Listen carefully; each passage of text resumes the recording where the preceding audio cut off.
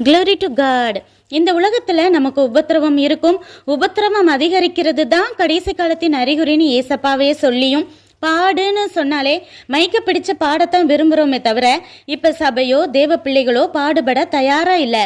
ஒரு சின்ன குழந்தையும் கையில் காஃபி கிளாஸை கொடுத்தா அந்த பிஞ்சு கையால் அந்த சூடை கூட தாங்க முடியாது.